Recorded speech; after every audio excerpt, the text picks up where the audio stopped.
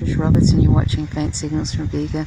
So this is just a quick video about the recent deaths of 4 Palestinians in the clashes over the unfortunate decision by Donald Trump to make Jerusalem the capital, and just basically a slap in the face for Palestinians.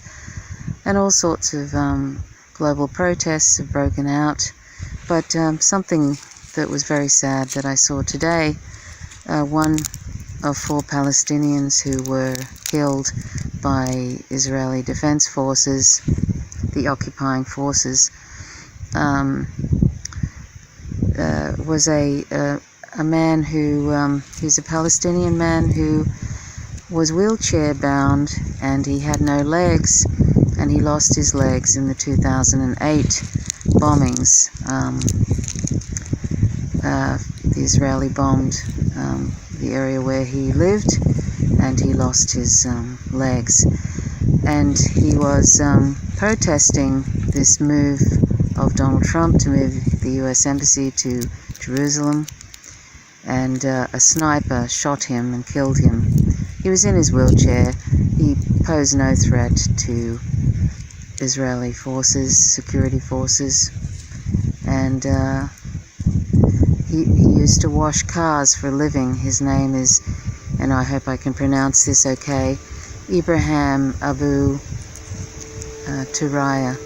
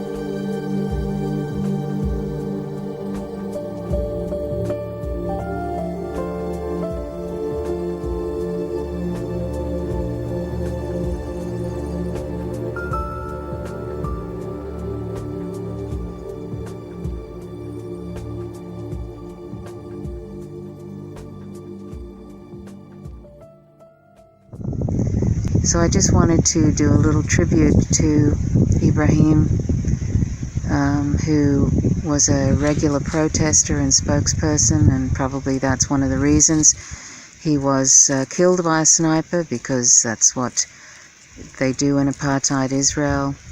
They want to destroy any sort of resistance, and as the Palestinians say, existence is resistance.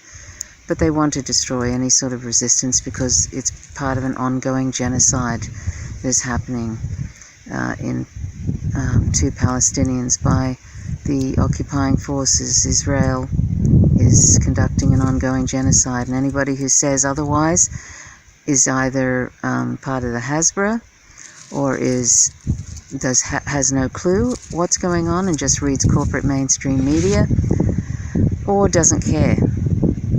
There's probably some other options there, but or is a Zionist, obviously.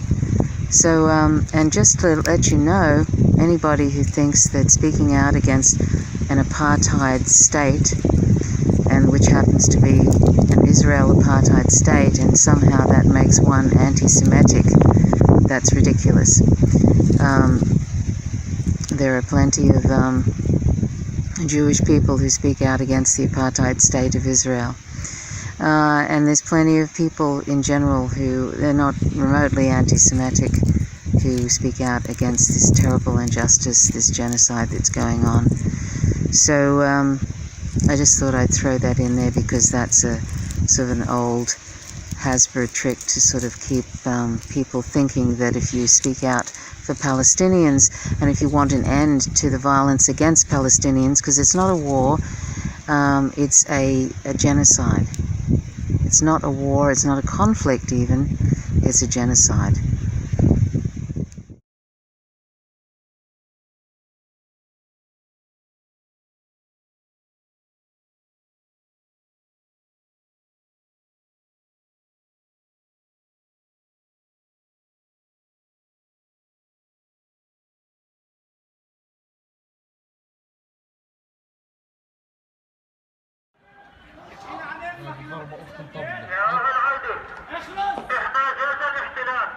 إذا بدكم تظلوا تضربوا حجار بدنا نضرب عليكم غاز لحتى تموتوا، على الولاد، على الكبار، على المسنين، على اللي عم بيموت، على كل شيء. بدناش نخلي حدا منكم، ومعنا واحد منكم وشفتوه في عينيكم، أخذناه معنا لفوق، وبدنا نقتله ونذبحه قدامكم. إذا بدكم تضربوا إحجار وبدكوش تضربوا على بيوتكم بنضرب عليكم غاز لحتى تموتوا، على أهليكم، على أخواتكم، على أولادكم، على كل شيء. اسمعوا مني نصيحة، أنا عم بقولكم روحوا روحوا أحسنكم. سجل دمك اخلص. ايوه هيك بدي اياه. تعال تقسيم عربي يا شيخ. منكم لا بدرزي 48 منكم. Their land was given away by a country that should never have given it away, and it's been occupied since then, and there's been an ongoing genocide. And that's something that we all need to understand and speak out against. And you can do this by joining the BDS movement, the Boycott, Divestment, Sanctions movement, which is going to hopefully have the same effect that as what happened to South Africa in the days of apartheid. And by the way, it's much, much worse than the apartheid situation in South Africa at its worst. So anyway, so join that movement, and that's probably the only way economically to end this appalling situation for Palestinians. Everybody has a right to be free of torment, torture, fear of being killed inside their home and out. Everybody has a right to, to live in freedom and to be, to have rights. And Palestinians do not have any rights, really. They're just subject to the whims of that appalling Israeli apartheid regime.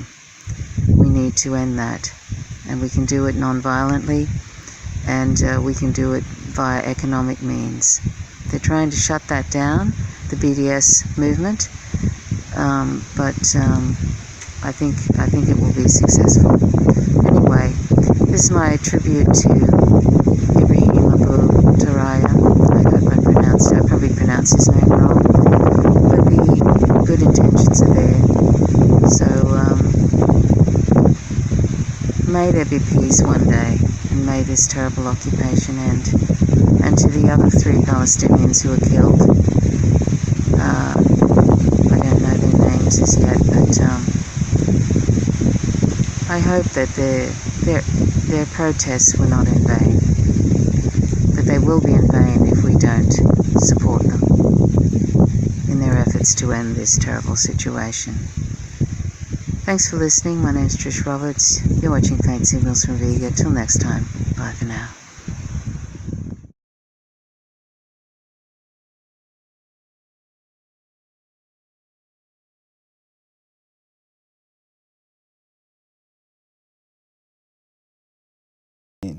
And the first time was like a movie. We birthed into the city with our guns in our hands and our uniform and vest with grenades and 6 packs of ammunition. And we're just screaming curfew.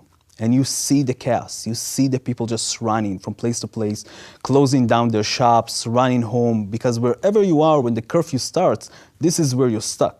And you cannot go anywhere else. So you better be at home when we're starting to count the curfew.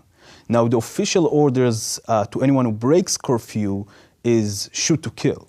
I never did that. I never met anyone who shoot to kill in this process of a curfew. But that was the orders, and they knew it pretty well. They knew what they need to do.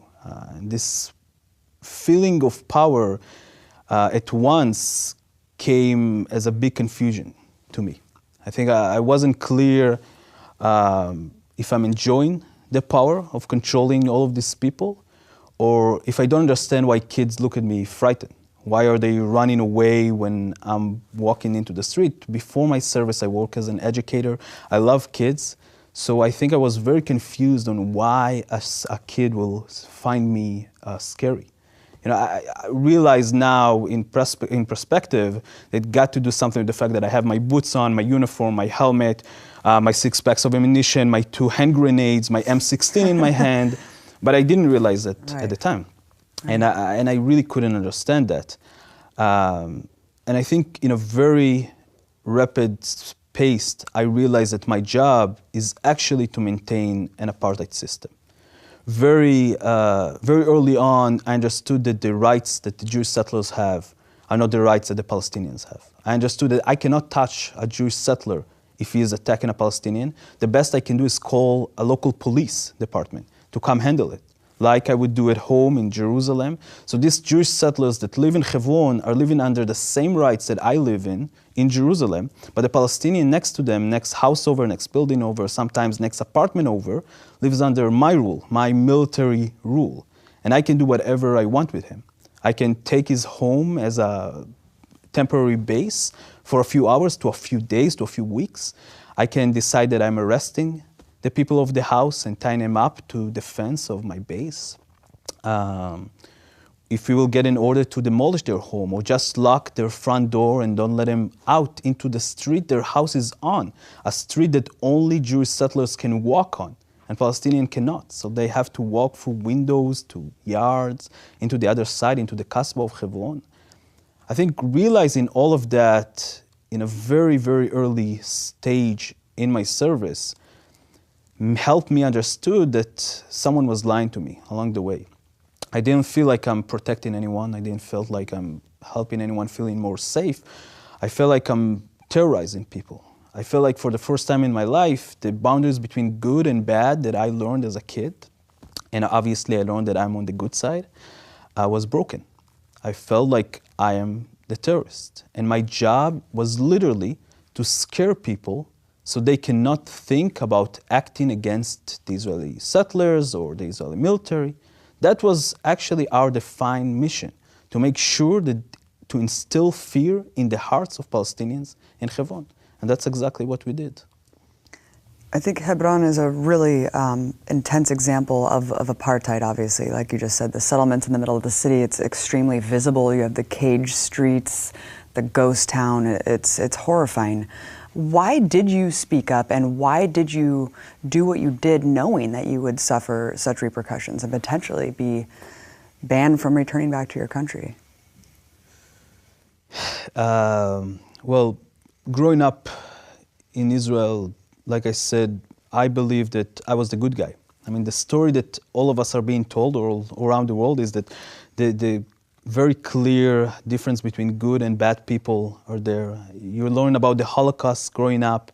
I saw my grandma screaming in the middle of the nights, memories from Auschwitz in our mind, memories to our family. I knew that I am going to be a good human being.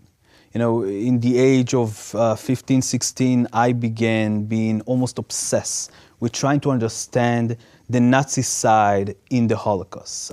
Not only to hear the stories of the victims, of the Jewish victims and any other victims from the Holocaust, but to try to understand how can a Nazi soldiers get up in the morning, give his kids a kiss, his wife a hug, and go out to the camps and do his job. I just couldn't understand that.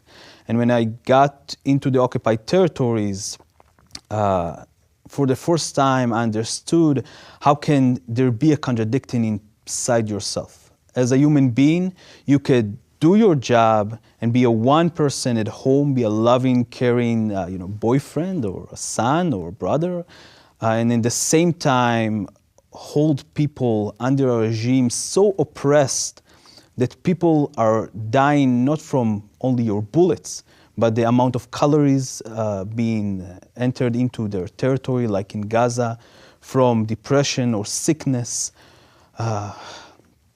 This realization during my time as a soldier of me on the right side of history gave me this urge that something have to be done, something have to be spoken. Understanding that nothing is really changing from inside, that you have to step outside and start talking with the world about what's going on. And that's the only way you can live in a place, not only for Palestinians, but for me as well. You know, I don't want to live in an ethnocracy. I don't want to live in an only Jewish state that values privileged Jewish life on every other life.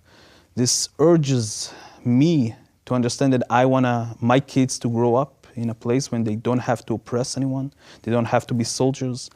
I guess that's what pushed me to do what I'm doing. Your humanity. Let's talk about your time after getting out of the military, and then you went through a series through the West Bank, interviewing soldiers, getting their testimony. Talk about some of your experiences there that cemented your belief system now and opened your mind a little bit more.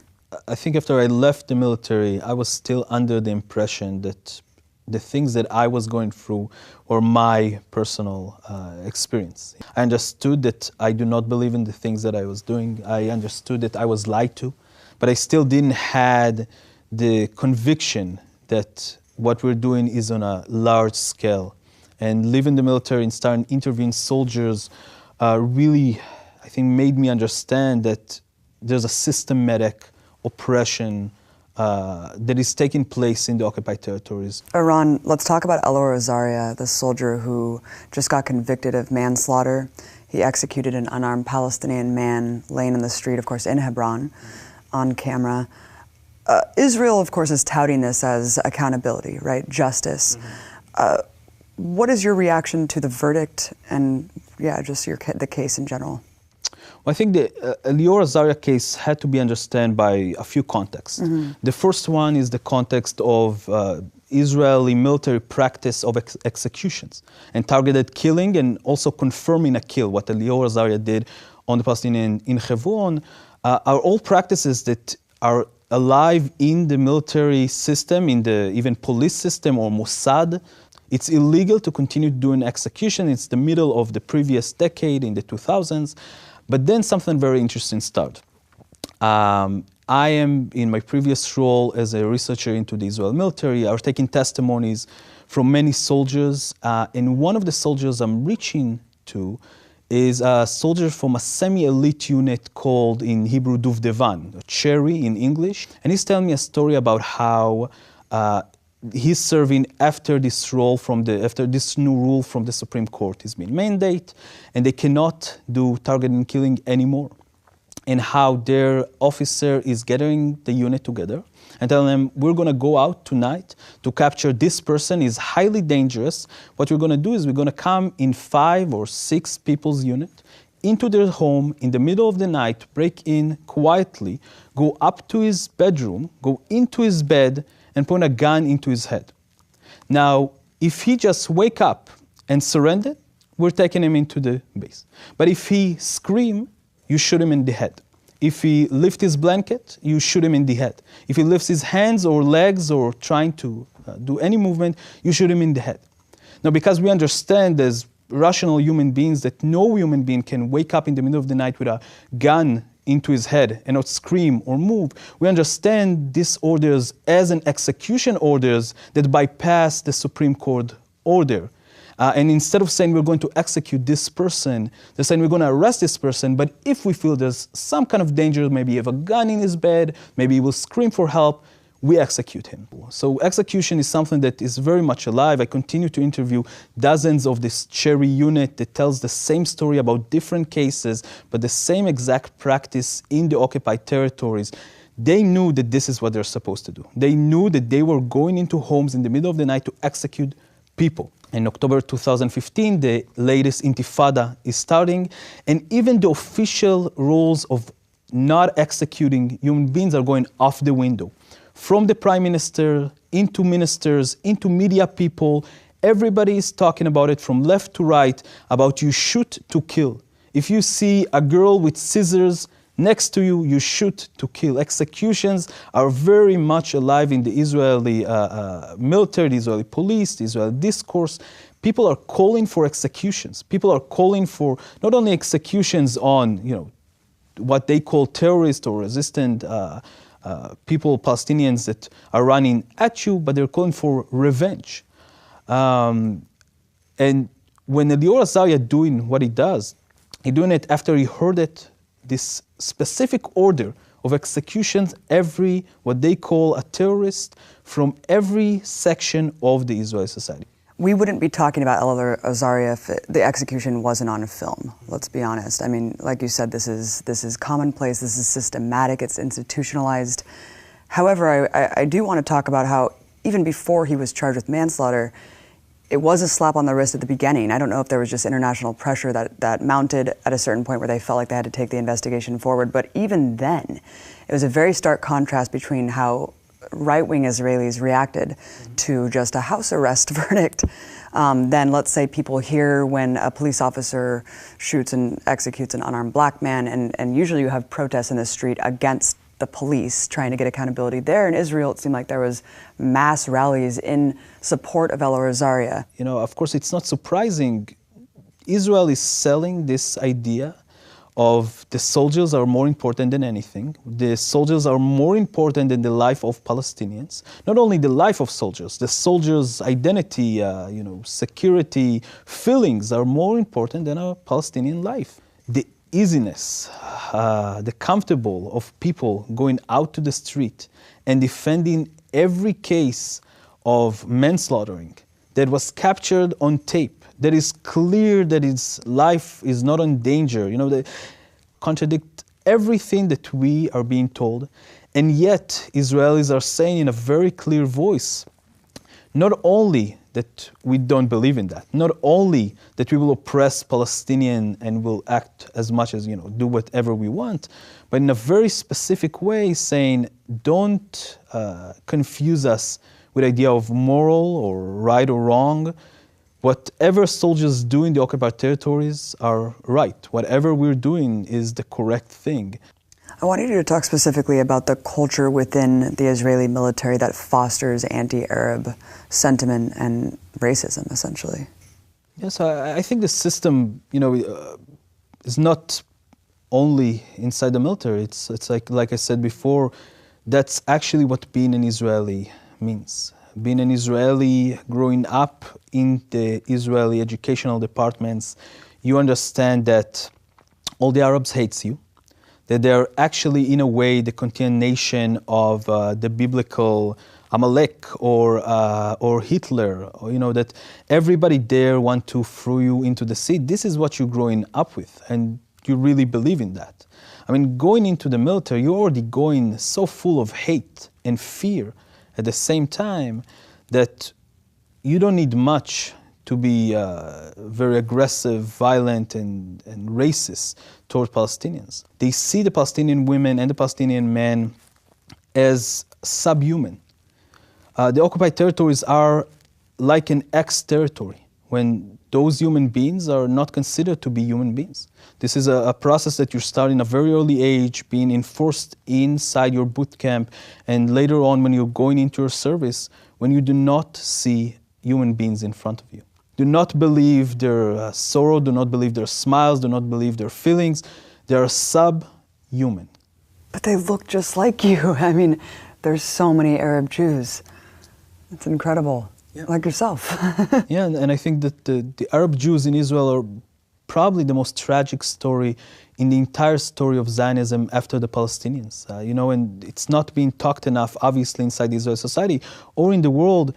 The Mizrahi Jew, the Arab Jews that came around the years of 50 and onward into Israel, some came by choice, some came by force, but they didn't came to a country that was theirs. Came only about 2 years after Israel was already gave out most of the land into the European people. And they understood that they cannot hold the territory alone. They need more people on the ground to fight off Palestinians or Palestinian refugees if they will come back. And then they went off and brought most of the Arab Jews and put them in the most terrible places in Israel, on the borders with Egypt or Jordan or Lebanon and Syria. We put them at buffer zones to protect us from Palestinians. Some of them came in the 70s. The Zionist organization sends delegations into these Arab countries and called the Jews there to come into Israel, the Jewish homeland. Many of them didn't want to. Many of them, like in Iraq or Egypt, had a good life, or in Morocco, and wanted to stay. They didn't know what will be the destiny of this new country, that understood that there's very much likely that a lot of wars will go on there. They felt protected in those countries, and they said no. And the Zionist organization sent another delegations into some of these countries of people disguised as Arabs from those countries, that terrorized those people to try to force them to come into Israel. They were born synagogues. We have testimonies today that talks about how they ran after people in the street and beat them down as so-called Arabs from Morocco, from Egypt or Iraq, trying to scare them. And immediately after that, more people from the Zionist movement would come and say, you see, the only safe place you have is Israel. You have to come now. And after they came, they were being sent into the most disgusting forms of settlement for the newcomers from those Arab countries, being sprayed from DDT with gas, trying to clean them up before they joining into the Ashkenazi, the European kids, to play with them. They were separated and segregated for years. That was not their country, and it's still not their country. And what they had to do to start to assimilate themselves inside this new country was to make sure that everybody understood that they're actually not Arabs. They look like Arabs, they talk Arabic, but they're not Arabs, they're Jewish, because you can be an American Jew and you can be a European Jew, but you cannot be an Arab Jew in Israel. And they erase their identity, and they starting to form what we know today as the most extreme right in Israel. They are the extreme right because they have to solidify themselves as the most loyal citizens of the states. You hear this as a cycle of violence, though, and every time I bring up, especially being on the ground in the West Bank, visiting the Dawabsha family, or who's left of it, whenever you bring up these horrifying stories and accounts of terror on behalf of the Israeli settlers, a lot of people just say, what about the stabbing attacks? What about the terrorist attacks on behalf of Palestinians? And it's painted as a equal fight, as a cycle of violence. And then you have the truck attack that just happened in Jerusalem. As a former soldier, how do you view these attacks? How do you view the stabbings, especially when they are directed at soldiers? Well, as an ex-soldier, I learned very personally that if you will not respect existence, you can expect resistance. And this is how people resist. Israel as a state like to use the idea that Palestinians only understand force or power. But the truth of the matter is that Israelis only understand power and force. Every other attempt from Palestinians to try to negotiate this situation in a diplomatic way was countered by more attacks, more oppression, and more occupation, more stealing of the land, more destroying of homes, more settlements being built. We decided to call going into the UN a diplomatic terrorism, and to go into the ICC, international terrorism. We basically describe every form of resistance as terrorism, because the sole idea of the occupation is not to be safe.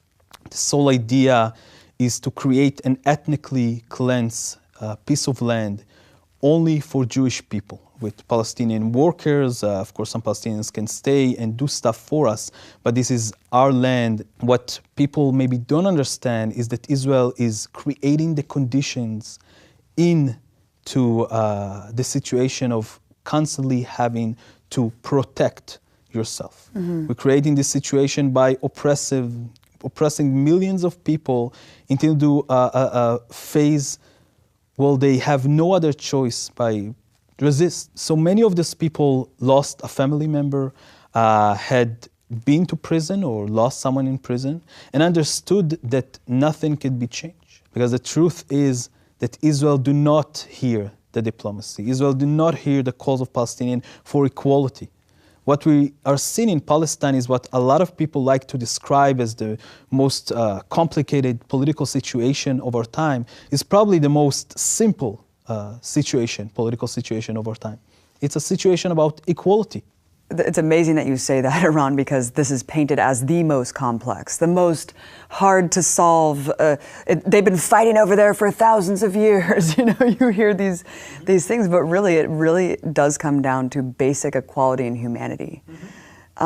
Would you say that you support the right of Palestinians to fight their occupiers? Absolutely. I support the right of every human being under an oppressive military rule to resist this military rule by any means possible.